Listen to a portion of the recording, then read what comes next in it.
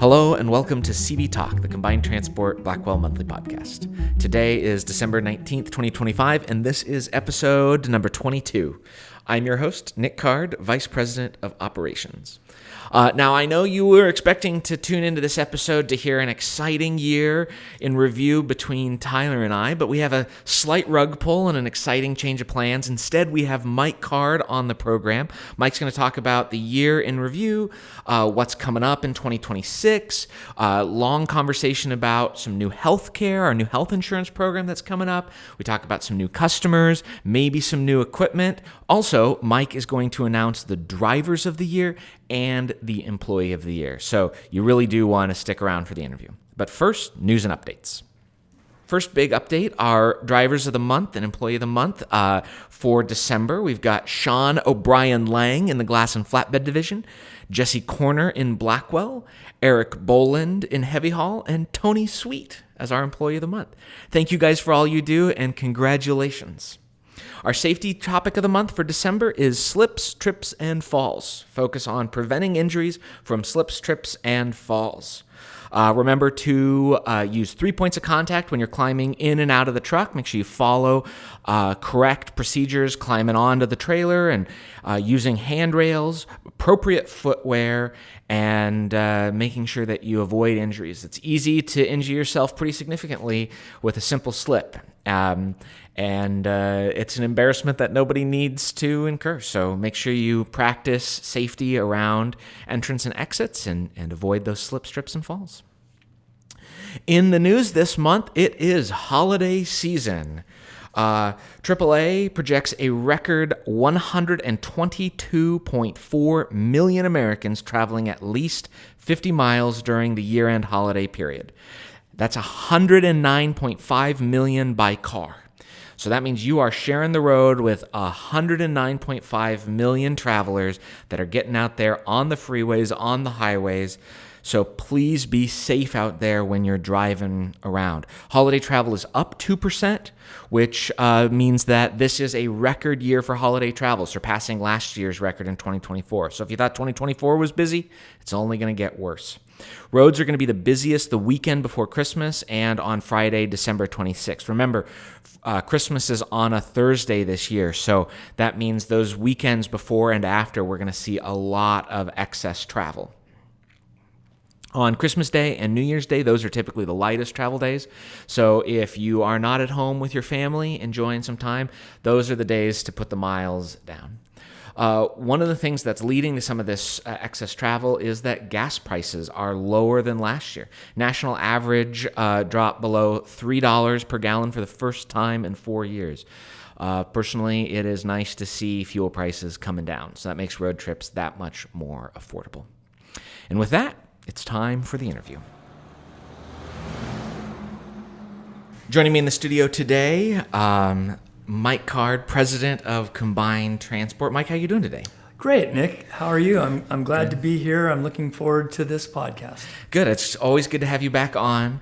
I usually like to start with an introduction, but we've had the pleasure of you being on the program a few times. I think our listeners probably know who you are, whether that's because they met you during orientation or they've met you through the podcast. But speaking of the orientation, I still do the orientations for all new drivers and all new employees, and I get to spend about an hour with them and talk about our culture and expectations, and I really love doing that. I get to meet the employees fairly early in their career with us, and it still is one of my favorite things to do in my job. So I still get to do that, and I'm looking forward to doing that some more next year. Well, good. Speaking of next year, I think we're here. We are December. Always a good time to sort of reflect on the past as we prepare to move forward into the future. And I know 2025 was a particularly tough year for the trucking industry. It's been a challenge for our vendors, our customers, economic uncertainty. I mean, what is your take on 2025? How has that sort of evolved for the company, and what are we thinking as we move into 2026? Well, 2025, like you mentioned, was another tough year for trucking and for combined transport and Blackwell consolidation.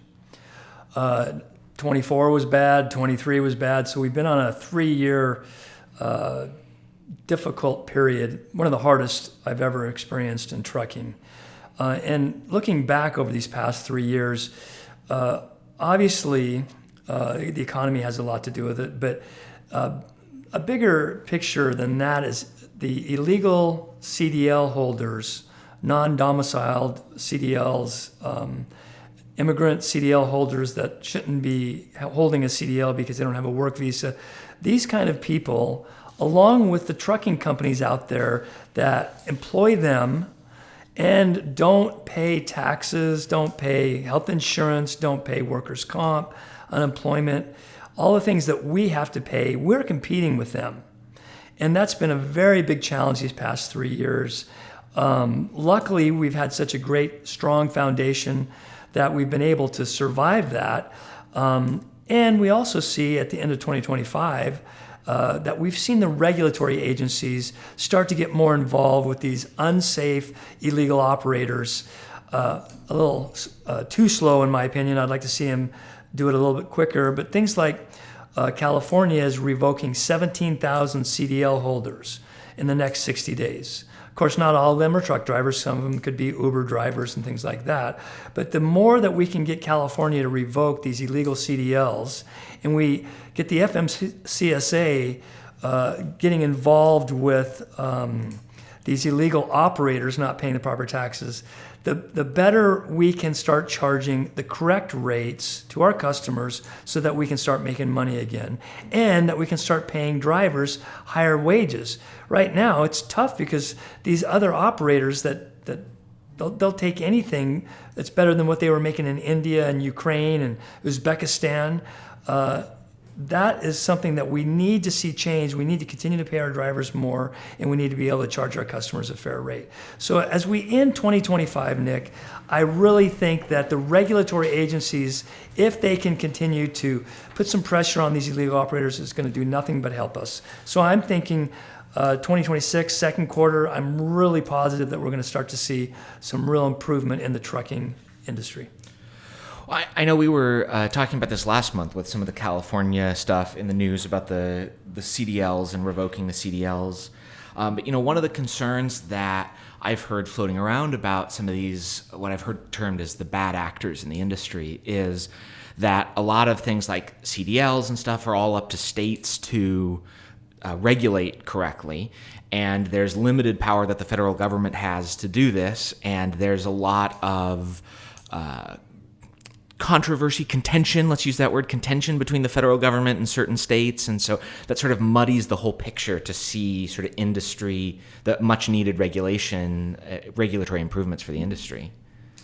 Yeah, I was just in a board meeting with a company by the name of Blue Wire that tracks all these bad actors and is working actually with the FMCSA to try to make their auditing process more robust for these guys. So I do see some improvements in the federal agencies. Also, they're using the threat of withholding money to some of the states, highway funds, and other grant funds to make sure that the states are operating correctly. And then finally, I am seeing and heard stories, some of them may be rumors, but I'm hearing that ICE is actually going into truck stops and working with port of entries to find illegal immigrant operating CDLs. And if they're doing that, that could really help us as well. So I do see the federal government working towards this, and I do see even some blue states working to try to improve their CDL processes. But one of the bigger problems that I see out there that we need to get someone to focus on is these CDL mills. These are truck driving schools that train, supposedly, individuals and give them their CDL. They actually fill out the paperwork, Nick, and send this in to the state's DMV, and the DMV goes and issues the CDL without ever seeing the individual, testing the individual. They're just taking the word of these CDL mills, these quote-unquote schools. They take their word for it. Now, some of the schools are great. We've got some great schools here in Southern Oregon that do a great job training individuals to become truck drivers and get CDLs. But some of these other places, you walk in with $500, you get a CDL for, someone that doesn't deserve it, can't speak English, and the state's issuing the CDL. So we need to focus on stopping those kind of schools as well. Yeah, that's a really good point. Is there any kind of specific action that's coming out to try to address that process? Or is that a state problem or a federal problem, or how does that sort of line up? That's a good question. I believe that the FMCSA provides certification to these schools. It probably goes through a state agency as well, but I saw that the DOT, federal DOT, estimated that over 44% of these schools are operating either illegally or incorrectly. So if they know that number, then why aren't they shutting these schools down? And if they are, what's taking them so long? So this is all the stuff that we need to work on to tighten up the regulatory problems we have in this industry. Absolutely. So apart from sort of regulatory change, what else is coming up for us in 2026? Well, we are working with some really good customers, Nick. Our glass customers, we're getting some new contracts. Or some of our refrigerated customers, such as Reesers and others, we're seeing increased rates, which will help us. So we really are seeing some positive movements with heavy haul customers and some of the other customers by recognizing the services that we do. We have the best drivers, the best equipment, the best processes, and the customers that really want that, they're paying for it. And I think as we go into 2026 with these new contracts, that's going to help us meet our goals of profitability and things like that. Other things that we're doing in 2026, and I don't know if you want to get jumping right into this, but we're going to be changing our medical insurance. We're trying to find ways to cut costs. Medical insurance, as everyone knows, is skyrocketing for everybody, and we're no exception. So we're making some pretty large changes, and I'd like to talk about that if you want to move into that at this time. Sure, I think that's a good topic. I mean, I know a lot of people are very interested in medical insurance, and what we're seeing right now is the cost of premiums are going up for everybody, deductibles are going up. I mean, across the country, medical costs are something like doubling every, 4 or 5 years that I've been seeing the statistics. I mean, it's crazy how much that's going up. So this is obviously something that would impact people significantly. Yeah, so good news, though, for our employees. We have figured out a way to keep employee contributions from rising. In fact, we're going to reduce employee contributions. Now, wow. Employee contributions are, what we charge our employees to be part of our insurance program. So that's the stuff that comes out of your paycheck, is what you're saying? Yeah, we do out of your paycheck. Last year, for an employee, for example, it was like $120 a month for an employee, single employee. This year, we're going to go down to $110 per month. Employee and spouse and employee and family, we're going to be reducing that to employee and child. We're going to reduce that to $490 a month. And then for the family, it's down to $665. So we're reducing it, not a lot, but a little bit. But on the bad side, we are raising the deductibles. And we're going to raise the out-of-pocket a little bit. But the big change is we're moving away from Providence Health Plan and going to Imagine 360. Now, Imagine 360 is a reference-based pricing model, and I'll explain what that means to everybody. But let me talk about why everybody's insurance is going up. Some people are blaming doctors, some people are blaming insurance companies and employers and all these other things that are going on. But in a nutshell, what's happening is the facilities like hospitals cannot make money on Medicare or Medicaid or Oregon Health Plan or any of these other government agencies that reimburse costs. At least that's what the hospitals are telling us. So what happens is when you have a private insurance like us, they charge us 300, 400, 500% of Medicare. They basically can charge us whatever they want. So if one of our employees goes in for an MRI, for example, and Medicare would pay the hospitals $350, $600, $700, these hospitals are charging our employees and us $3,000 to $5,000 for the same deal, right? So these costs are skyrocketing. As more and more people get on Medicare, fewer and fewer people are on private health care, and so the hospitals have to charge the private health cares more and more and more, and we're seeing 50% increases in some cases, 75%, even 100% increases from the hospitals, the facilities, and other urgent care, emergency room. All these things are really going up.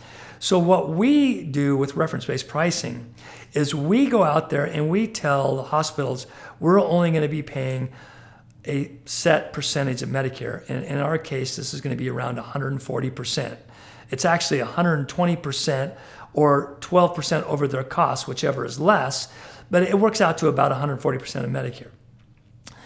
And in most cases, when we did this 3 years ago, all these hospitals will accept that process. And so we actually can control the spend, and instead of letting the hospitals charge us whatever they want, we tell the hospitals what we're going to pay. Now, obviously, there's some contention with that. Hospitals aren't going to like it in some cases. Some hospitals don't have a problem with it. Some of them have a big problem with it.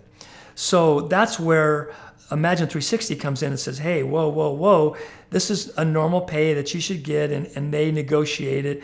And if they have to pay a little bit more, they do. But this is how we can control our overall program spend. That's why we're not raising your employee contribution. That's why the preventive care is 100% covered. That's why office visits are only going up from $20 to $30. That's why our hospital benefits are still 20% after deductible. We're maintaining a solid program, but the only way we can do that is by pushing back on these hospitals. These hospitals are charging whatever they want, and we cannot afford to do that anymore. So we're gonna fight these hospitals. We're gonna fight these erroneous, exorbitant bills, and we're gonna pay them what we think is fair. So what happens if the hospital goes after us because we don't pay the whole bill? That's what's called balance due billing. And there will be some of that. But I want to stress to all of our employees, do not pay balance due bills. Only pay what's on your explanation of benefits, your EOB. It comes after every service. It comes to you, it mails to you. You get that on your chart and all that stuff.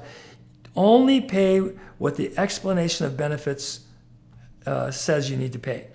Right? We'll take care of any balance due bill. Please, if you happen to get one of these bills that are ripping us off, notify us, notify Imagine 360. We'll take care of it, and we're going to negotiate until we get a fair price from these hospitals. That's the only way we can do these kind of programs. The other thing about reference-based pricing program is there's no such thing as in-network, out-of-network. We charge you more for out-of-network. We charge you this. No. With reference-based pricing, everything is in network. You can continue to go to see your doctor. You can continue to go to whatever doctor you want to go to. And this Imagine 360 covers those and it allows that to happen. Now, because we're changing programs, you might hear from your doctor that says, oh, we don't take Imagine 360. Oh, you're changing. We don't do this. We don't do that. Some person at the front desk that may not know immediately says, oh, we don't do those kind of insurances. Give us a chance, give Imagine 360 a chance to talk to their back office. We deal with those doctors all the time. Imagine 360 works with all these doctors all the time. So you might get some pushback as we would with any new insurance company that we go to. Imagine 360 is no difference. There's going to be some pushback with your doctors. But don't take no for an answer. We're going to be able to get these doctors to accept you. Even if we have to give them a credit card and pay cash, we're going to continue to get you in to see your doctors. So we're going to keep your contributions down or less than they were last year. We're going to make sure you get to see the doctors that you want to go see. And we're not raising things like preventive care. The medical program's the same. Vision's the same. Dental's the same. There is a higher deductible. There's a higher out-of-pocket. And I'm going to talk about the higher deductible and the higher out-of-pocket. It costs you more. Your old deductible was $750 per individual. For a family is $1,500. That's going to go up to $3,000 and $6,000. So it's a lot of money if you need to use the medical, if you have medical procedures. But a lot of the hospitals do provide financial assistance. And we've got employees in this company, even managers that make pretty good money, are getting 50% or 100% of any out-of-pocket spend reimbursed by that facility. So please contact our HR team, Jennifer, and ask her for some assistance on how to get this financial assistance from the hospitals, because that will cover the difference in the deductibles. So we're able to keep your contributions low, get you some money back for these higher deductibles and higher out-of-pockets, and yet keep the program strong so it's going to cover you in your time of need. And we still offer things like AFLAC and some of these other programs that you're probably participating in now. But this new medical program, I think, is a home run for everybody in this time of very difficult medical insurance problems. Did that make sense, Nick? Yeah, I think that makes sense. I mean, I know anytime there's change, people are always concerned about, can I get in to see my doctor? And I think you addressed that. Is this new program going to be accepted? Actually, I have a funny story about that. We switched to the Providence health insurance program, and my primary care doctor is through Providence. And when I first showed up with my Providence branded insurance card, they tried to tell me they wouldn't accept that insurance at a Providence healthcare clinic. And so these guys do not know, at the front desk, they do not know what they're talking about. And it was like, come on, no, you got to do it. And so I made them, and they picked up the phone and they called the number on the back, and it was like, this is accepted, like, we'll pay you. And then I got to go see my doctor. But I just that experience always stuck with me, because it was literally Providence Insurance at a Providence clinic, and they were trying to tell me I wasn't covered. And I've heard stories too. I mean, even within our family, we were trying to get a MRI for something that we had a problem with. Insurance turns it down. I know that we've got one of our drivers that had his back surgery all figured out, taken care of. Insurance turned him down. This is Providence Health Plan turning down, and the doctors support it. And I know insurance is there to try to help make sure doctors don't take advantage of us, but I don't see doctors as being the problem here. I see hospitals as being the problem. Insurance is just trying to protect us, but whether it's Providence or Imagine 360, we have to be good users of the system. The system isn't going to take care of us. We have to take care of ourselves. We have to be advocates for ourselves. We have to be advocates and consumers for ourselves. This is not something that you just call somebody and say, I want this done. No, you've got to put some time and effort into taking care of your medical needs, because the systems that are in place, whether they're caused by litigation or medical practices or malpractice or whatever it is, it's up to us to take care of ourselves, and that means working the system, getting financial assistance, working with Imagine 360, making sure your doctors understand what's going on. So yeah, it's not easy, and I wish I could have a wand and make this, all go away and make it easy for everybody, but in our world, that's not going to happen. So we all need to fight for what's right and fight for our medical coverages. Well, you bring up a really good point about the coverage and the challenges of in-network and out-of-network, and like a lot of these more traditional insurance companies are doing stuff to reduce their coverage, because they face the same cost increases that we're facing. I mean, and they're just trying to pass those on to us, but they're also trying to cut their costs by having tighter networks, by reducing what they offer or reducing how much they're going to cover on this kind of stuff. The fine print on these insurance contracts gets longer and longer every year, it almost seems.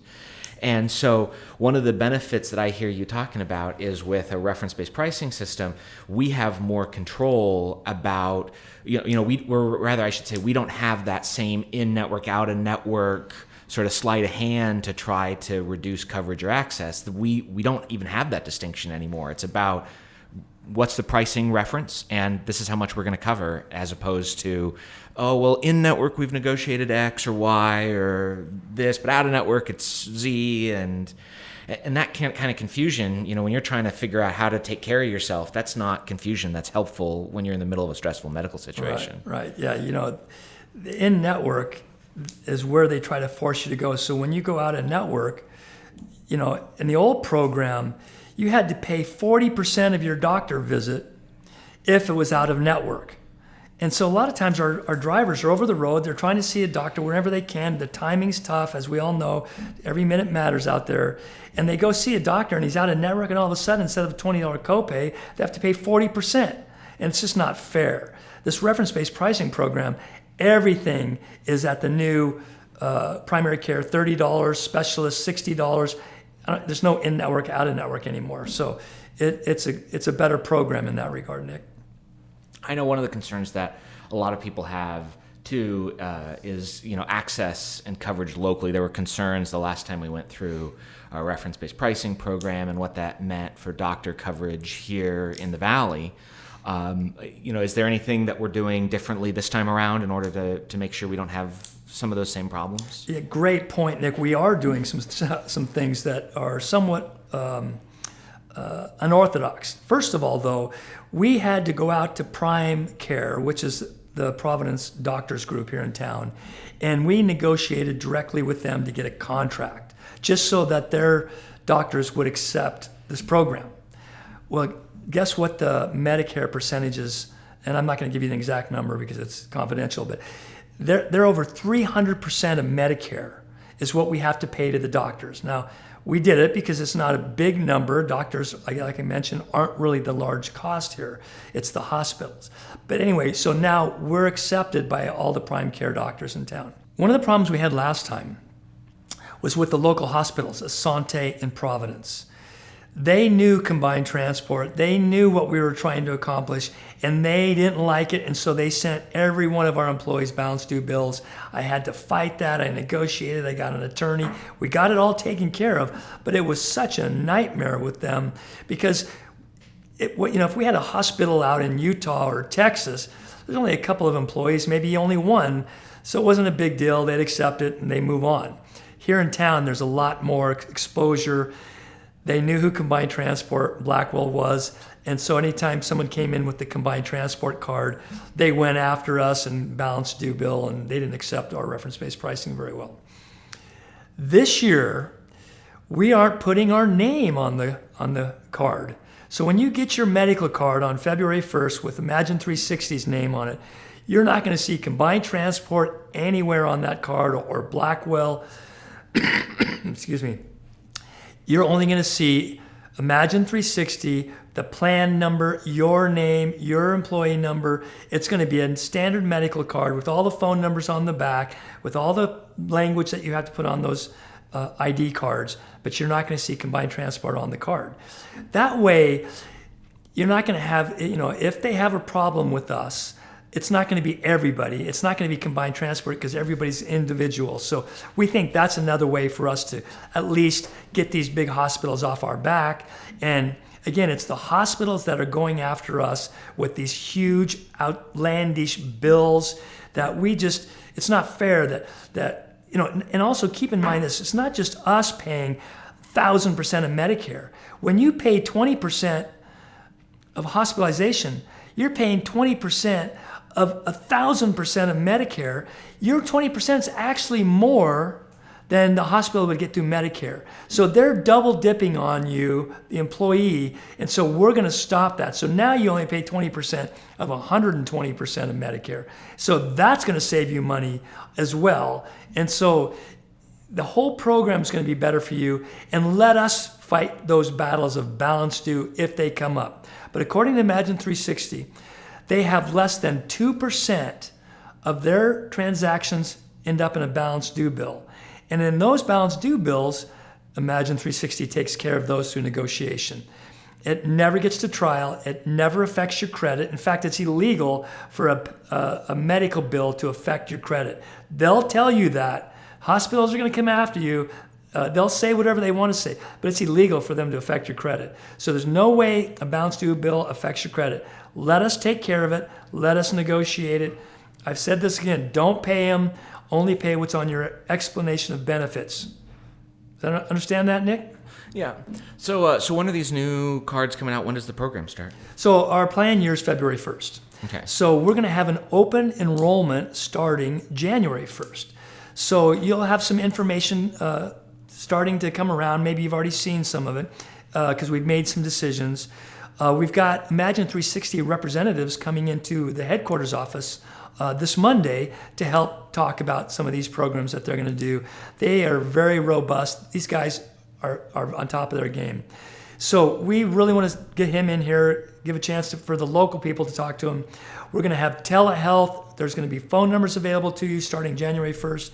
But we do need you to let us know between January 1st and February 1st, if you even want to be on this program, or you want to get insurance from someplace else, spouse, whatever. If you want to be on it, then B, who you want to have us get covered. So we're going to get all your names and numbers up to date. We're going to bring the Providence information, we're going to bring that forward, but we do need you to update your information and sign on the new program between January 1st and February 1st. So hopefully we'll get that done, and then we'll issue your new health cards on February 1st. So that's what you'll be using from then on. But if you've got surgeries, or if your spouse or family member has an existing surgery scheduled for after February 1st, you will want to reach out to Imagine 360 and get that approved after January 1st, as soon as we get the phone numbers out to you. And so that there's no disruption of service. If you've got a doctor you're going to go see after February 1st, you can call ahead of time to Imagine 360 and they'll get them set up so you don't have any problems when you check in. So that's some of the changes, the dates that we're working on. February 1st is when the program goes into effect. I'm sure there's going to be a lot of questions between now and then. Call Jennifer, call Imagine 360 after January 1st. We're going to get all these things worked out. If you have any other questions, call me, as you know. Good. That was exactly where I was going to go with my next question, is where should people reach out if they have questions and concerns? Because I know, anytime you learn a new stuff, it can be, change is always scary, and there's always that concern, especially when it comes to health. Like, you want to make sure that your issues and your concerns are taken care of. And so it's important that people have a place to reach out to get more information. Yeah, so Jennifer Ford is available. I'm available. And Imagine 360 will be here on Monday, but their phone number won't be up until January 1st. We'll provide that phone number to everybody, but I tried calling it yesterday and it's disconnected. They said it's not going to be available until January 1st. So if you get a disconnected phone number before that, it will be running on January 1st. Okay, so January 1st is when the open enrollment starts and when that formal process begins. Yeah, and the reason we're kind of coming out with this in December, Nick, is because it's such a big change. Any change from one insurance group to another is always a big change. But so we really worked hard to try to get more information in December. That's why we're coming out with the podcast. That's why we came out with a bunch of emails and other information. And that's why we're trying to get ahead of this so that everyone has a chance to ask their questions. Absolutely. I think we've talked a lot about the insurance program. Anything else you want to talk about before we move on to other stuff coming up in 26? No. The last thing I would say about health insurance is I want our employees to be healthy. I want you to take care of yourself, exercise, eat right, quit smoking, do the right things to keep yourself healthy. That keeps our medical costs down as well, but it also allows us to keep you around longer, and we need you to do the job that you do so that Combined Transport and Blackwell can continue to be in business. And so thank you all for all the work you guys do. Absolutely. Going back to 2026 and upcoming stuff, we talked a little bit about new customers. We talked about the new health insurance, obviously. We talked about some of the industry changes coming up. Any other sort of big things on the horizon as we look ahead over the next year or two that we should be keeping ourselves aware of? Well, I think the biggest thing that we're going to do in 2026, and this isn't for sure, and I'd like to know what you think, Nick, because you're in charge of our equipment, is I'd like to see us get some new trucks started coming back into the fleet this year, maybe replace some trailers. Have you thought about how many trucks we might need to buy this year if we're going to if we can afford them. Well, I would love to buy some new equipment. I think we're seeing an aging fleet. There are some downsides to that aging fleet. Increased miles means increased maintenance. We've gotten outside of warranty on some of our equipment, and so that increases our costs when we do have downtime. So I'd definitely love to see some new equipment. Obviously, one of the challenges for new equipment that I keep an eye on is interest rates, though we did just see the Fed cut interest rates again. So as interest rates come down, that makes it more palatable for us to afford payments on new equipment. And on trailers, something that we've been talking about a lot, I would love to see us start looking at 48-foot glass trailers. We've historically always run 45-foot glass trailers, but weight has been much less of a concern for our glass customers over the last 5-6 years, and the ability for us to do more with those trailers from a general commodity perspective, having 48 feet of deck as opposed to 45 feet of deck, that gives us a whole new world. And so I think there's a lot of opportunities for us to make our fleet more efficient, to give our fleet more capabilities, and it all does start with new equipment. So it's just keeping an eye on prices for new equipment. We're seeing a lot of price increases on new equipment due to general inflation and other kinds of tariff pressures and stuff like that.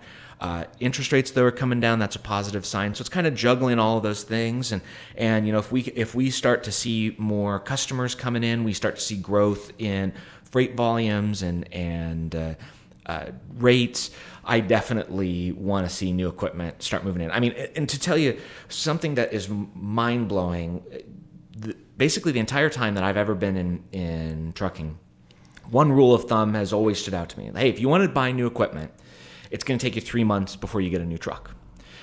The number of orders are so low right now, and our OEMs are so desperate to get that in.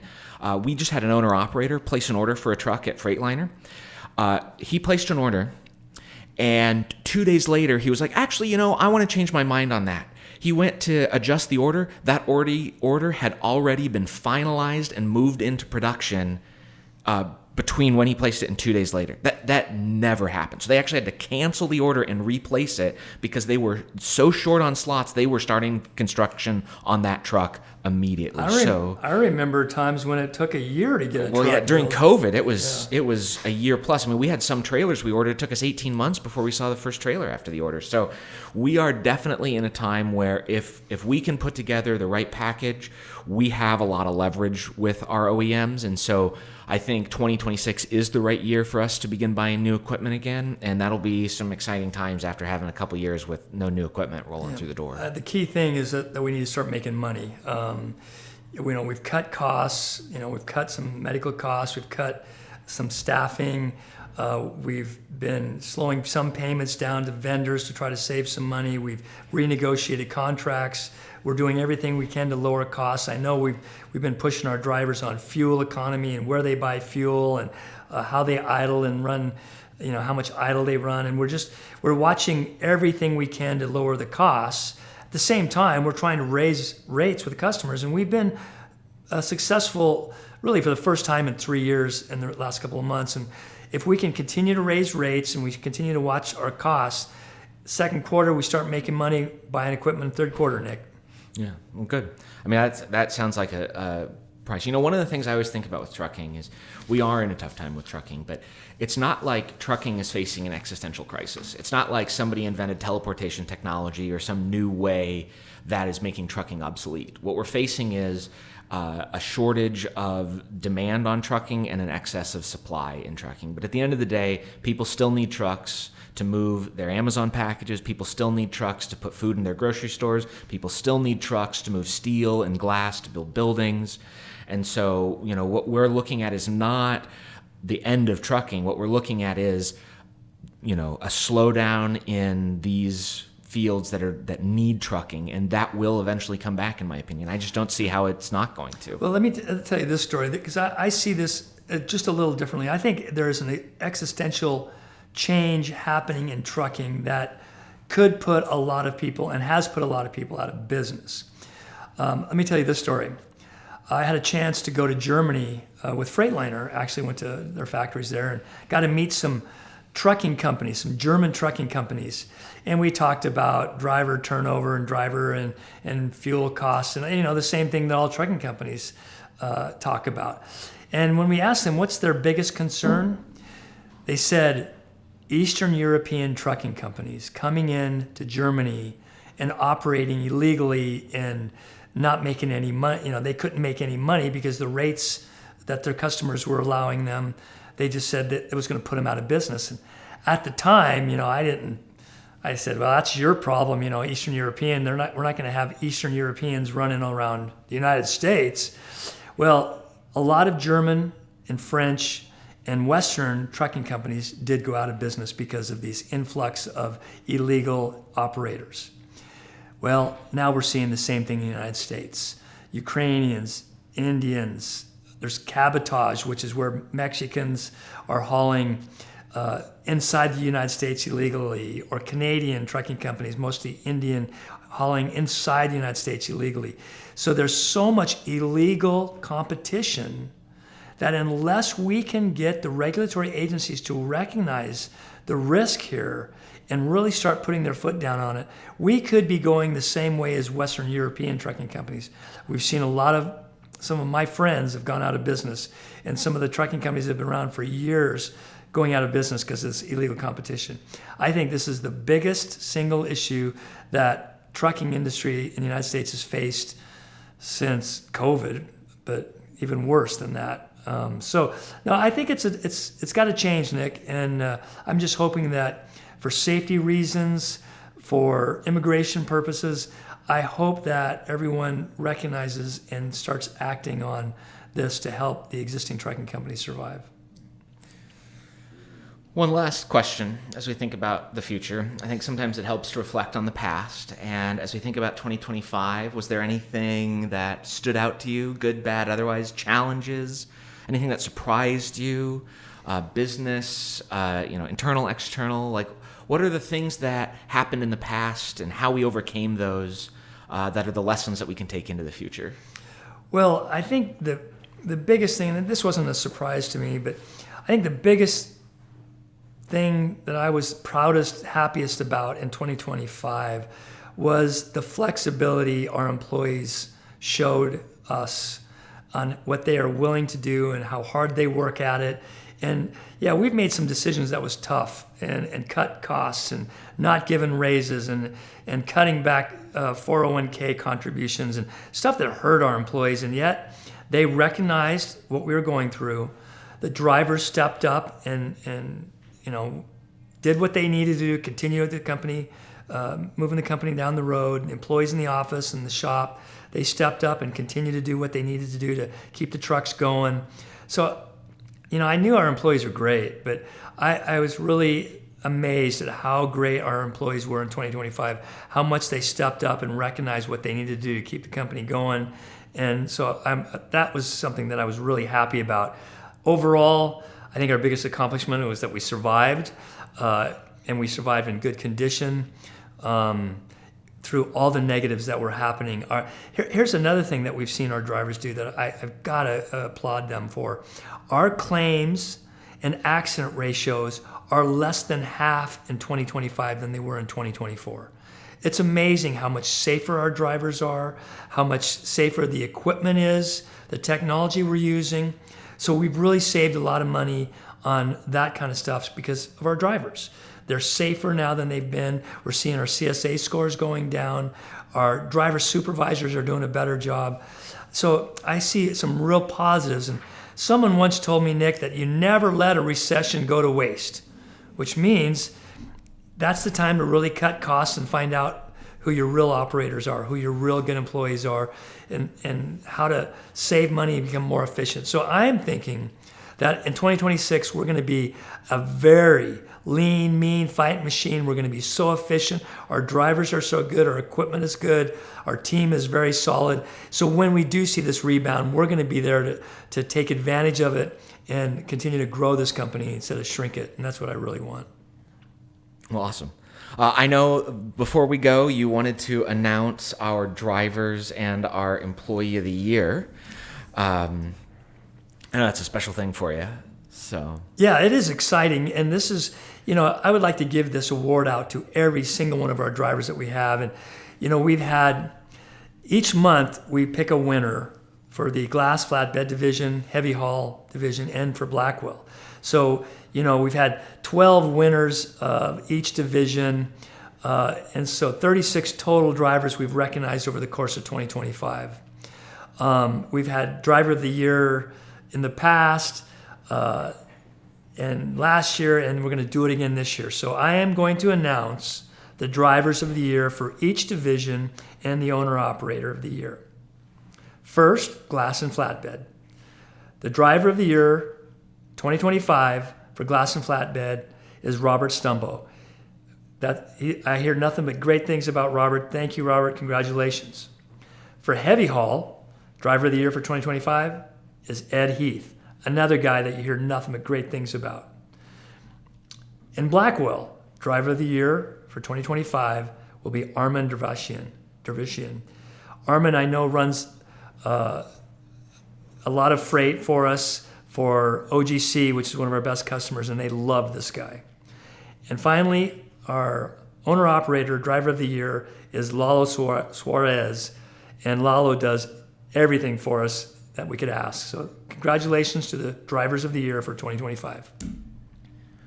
And I know you also had an Employee of the Year that you wanted to announce. Yes, so our Employee of the Year, goes to the office and shop employee that has done the best job for us for the year. And again, this is impossible to pick because everybody does their best, but our office shop Employee of the Year for 2025 is Rosa Learn. Congratulations, Rosa.